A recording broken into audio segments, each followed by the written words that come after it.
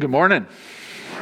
It is so great to see you. I'm Jim. I'm the senior minister here, and it is good to be together today. Happy Resurrection Sunday. Here's something that I've noticed about people. We love change. As long as it doesn't involve us, right? We want better circumstances. We want better outcomes, better situations. But when it comes to us changing, that's a little more difficult. We want things to be different, but deep down, a lot of us, we wonder, can anything actually change at that level? Or is this just who I am? Not just surface stuff, not just behavior for a few days. And that leads us actually to a bigger question on a day like today. One that sits right at the center of this day.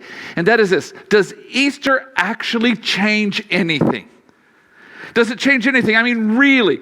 Does a resurrection of Jesus 2,000 plus years ago change your life on a Tuesday afternoon? That's the question. Does it change your grief? Does it change your stress? Does it change your decisions? How about your future? Or is it just something that we get all dressed up and we celebrate once a year and do that? And then go right back to the same patterns, the same struggles, the same questions that we struggle with. Because here's what we're going to see actually over the next few weeks as we start this series, Easter Changes Everything. What we're going to discover is that Easter doesn't just change eternity, but I'm so glad it does. It just doesn't change eternity. Easter changes everything. Everything. And that's the series. And what we're going to be looking at is the encounters that people had with Jesus after the resurrection. Because every single one of those, they walked away different. And so today we're going to start with Mary Magdalene. If you have your Bibles, I want to encourage you to turn to John chapter 20, because in John chapter 20 is where we find this story, this resurrection story that he encounters with Mary Magdalene. And her story can be summed up, I believe, in a simple movement, a very simple movement. And we're going to be looking at movements of these encounters. But today we're going to talk about her movement from sorrow to joy. From sorrow to joy. And so let's step into the moment that we have here. Mary Magdalene is not just a casual follower of Jesus. Mary Magdalene, she is devoted. And she's devoted because she was changed dramatically by Jesus. And if you don't know anything about Mary Magdalene, I don't have time. We don't have time to go through her story today, her background. But I encourage you to go and study that. But she was dramatically changed by Jesus. She walked with him and she served him. And then she watched him die. She encountered the cross. She sees the suffering. She sees him breathe his last breath and give up his spirit. And she sees the tomb.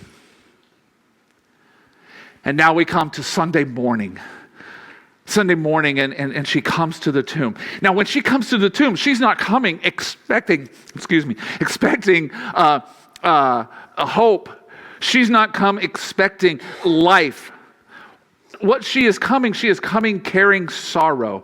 And this is what John tells us in verse 1 of John chapter 20. Early on the first day of the week, while it was still dark, Mary Magdalene went to the tomb and saw that the stone had been removed from the entrance. Now I want to stop because I want to point out a phrase that I think really matters. It says there, while it was still dark. While it was still dark. Because that's not just a time of day. I don't think the writer just intended for us to tell us the time of day. But I think there's something else here. That's where she was emotionally. While it was still dark. When you are filled with sorrow and grief, it is like darkness. And sorrow is real. It is real. And she sees the stone rolled away and immediately assumes the worst.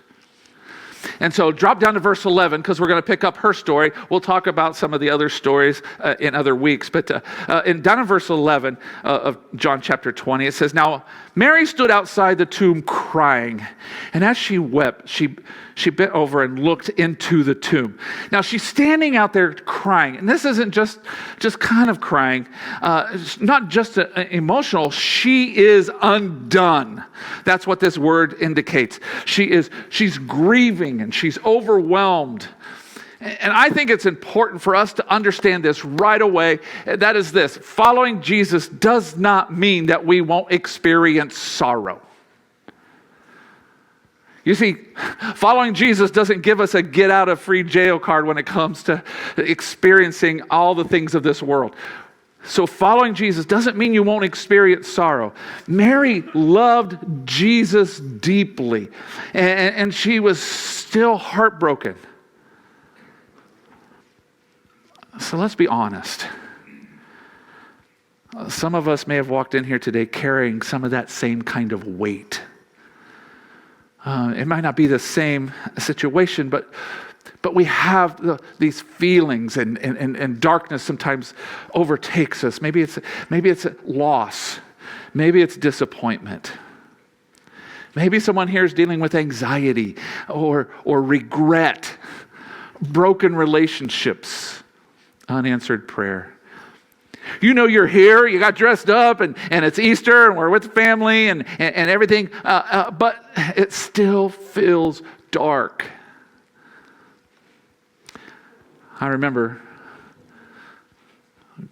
several years ago, I was sitting in a waiting room with a family, actually in the hospital room.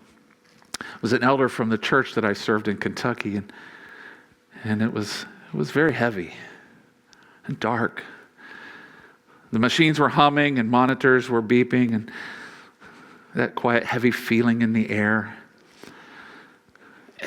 In that moment, nobody was quoting theology. Nobody was debating doctrine. Everybody was just hurting. And I remember going out and sitting in the waiting room with his son, his adult son, and Jeff said something like this. He said, I know God is real. I just wish he was here. I just wish he was here. And the truth is, he was. He was there, not outside the room, not waiting for things to get better. He was right there in the tears, right there in the silence, right there in the questions. And that's what Easter tells us. Easter tells us that it doesn't ignore your sorrow. Easter meets you in it. It doesn't ignore the sorrow. It meets us there. And Friday looked like the end, right? Friday looked like the end. A body, a cross, a tomb, silence, grief, loss. Nobody on Friday was saying, I think this will all work out in the end. That wasn't the comment. They were all just mourning. And here's what's powerful for us. And what we just celebrated here a few moments ago is that Jesus didn't skip Friday. He didn't fast forward to Sunday. He entered into the suffering. He felt it. He carried it. He experienced it. So that when we walk through sorrow, we're not walking alone because we have a Savior who's been there. Easter doesn't ignore your sorrow. It meets you in it. And what we see here with Mary is that sorrow can blind us. Anybody ever been there? It can blind us. Mary looks into the tomb, and it's really interesting, right? She looks into the tomb and she sees two angels. And still, like seeing angels, but she's focused on her loss. Pick it up in verse 12. Because she turned and looked in there, and she saw two angels in white, it says, seated where Jesus' body had been, one at the head, the other at the foot. And they asked her, "Woman, why are you crying?" "They have taken my Lord away," she said, "and I don't know where they have put him." And then she turns. She turns, and Jesus is standing right there. He's right there, and she doesn't recognize him. Matter of fact, she thinks he's the gardener. Look at verse 14. It says, at this, she turned around and saw Jesus standing there, but she did not realize it was Jesus. He asked her, "Woman, why are you crying? Who is it that you're looking for?" And thinking he was the gardener, she said, "Sir, if you've carried him away, please tell me where you've put him, and I will get him." I mean, think about that. Think about this. I mean, she was face to face with the risen Jesus. She was face to face with him, and she had no idea. Why? Because I believe her vision was clouded by her sorrow. And that's what pain does to us. Pain does this to us sometimes. It narrows our focus. Pain will weigh us down, and it will make it hard to see anything beyond what's wrong, and it blinds us. Have you ever been there? Have you ever been there? And you've been there in those times, and someone will say, "Well, listen, God is working. God is working," and you're thinking, "Yeah, but I don't see it." And someone will say to you, "God is present," and you're thinking, "I don't feel it. I don't feel it." And Mary is standing in front of the greatest miracle in history. The greatest miracle in history, and she thinks he's the landscaper.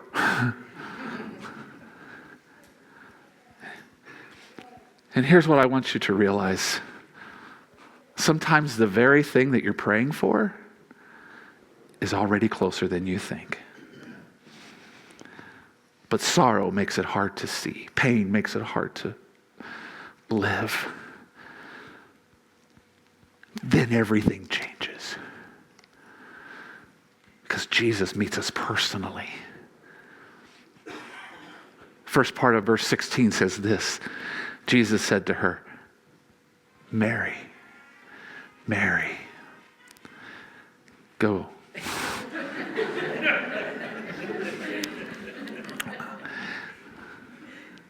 So Jesus says, "Mary." That's it. That's it. Not a sermon, not an explanation, not a correction. Just her name. Just her name. And at that moment, everything shifts. Everything changes. And she recognizes him instantly. It says, if you go on, it says, she turned toward him and cried out in Aramaic, "Rabboni," which means teacher. Why? Because it became personal. Mary. And it's one of the most powerful truths of Easter, of this day. Jesus doesn't just defeat death. He draws near to people. He meets Mary. He meets her right there in her grief. He meets her right there in her confusion and in her tears. And he still does that today. Listen, Jesus doesn't just deal in crowds. He deals in names. And maybe today you need to hear this. He knows your name.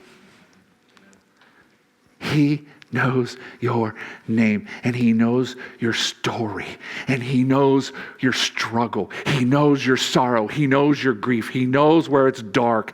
He knows what you walked in here today carrying with you, and he meets you right where you are. The resurrection becomes real when Jesus becomes personal. And so sorrow then we have here takes that journey. Sorrow turns to joy. And in that moment, everything changes. And the tears don't stop. What they do is they transform. The tears transform. Mary came to the tomb weeping, but she leaves, in verse 18 says, declaring, "I have seen the Lord. I have seen the Lord. I have seen him." Same person, same situation, but everything is different. Why? Because Jesus is alive. And that's what Easter does. Listen, Easter, it doesn't erase the past. It rewrites the ending. To say another way is Easter doesn't erase your story, it redeems it. And so Mary still experienced the cross. She still went through the grief, but now the cross is not the end of the story. And neither is what you're carrying today. You know, there are moments in life where everything feels like a Friday. Feels like that Friday, pain, loss, and confusion. And it's rough, it's dark. And sometimes we live in Saturday. I mean, can you imagine? We don't talk about Saturday all that often because it's so silent.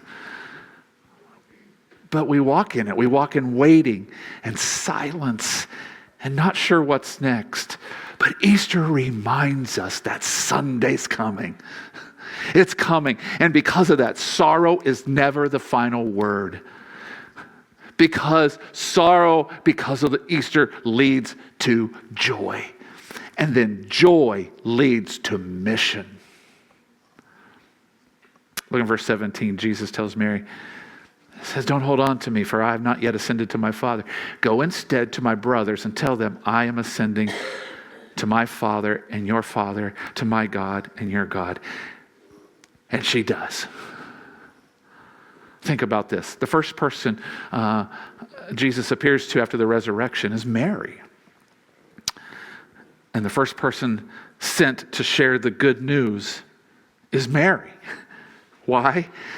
Because when you experience, really experience that kind of transformation, you can't keep it to yourself. And so she runs back and she said, I have seen the Lord. I have seen the Lord. And that's still the mission today. Not complicated. The mission's not polished. Just, I have seen the Lord and he has changed me. So let's bring this back here. Let's bring this back to us. See, Mary's story is our story. Mary's story is your story. We all know sorrow. We all know pain. We all know loss. We all have moments that things feel dark, where we're overwhelmed, where you're wondering, where is God in all this? But Easter stops us in our tracks, and it steps into a moment that says, this story isn't over. Because of the resurrection, sorrow is real, but because of the resurrection, it is not permanent. Because of the resurrection, pain, we know that pain is heavy, but because Jesus rose from the dead, it's not final. Death is present. It is present. But because of the resurrection, it's not victorious. Oh, death, where is your sting? No, because of the resurrection today, we have hope. And I don't know, maybe today you feel like you're Mary in verse 11. Standing outside the tomb, just crying, carrying a big weight. But here's the invitation of Easter. Here's what today is about. The invitation is this: turn around. Just turn around. Because Jesus is closer than you think. And he's calling your name. And maybe for you, I don't know what the next step is, but maybe just a step to respond when he's saying your name and to say yes to him. Maybe we've been walking in some darkness and we just need to trust him. Maybe it's to turn around and to follow him, to say, I have been trying to do it my own way, but I need to follow you, Lord. Maybe the next step is to accept him and his free gift of salvation, to be buried in the watery grave of baptism and raised into the newness of life. Maybe that's the next step.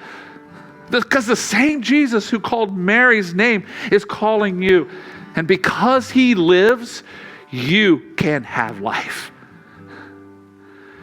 You can have life too.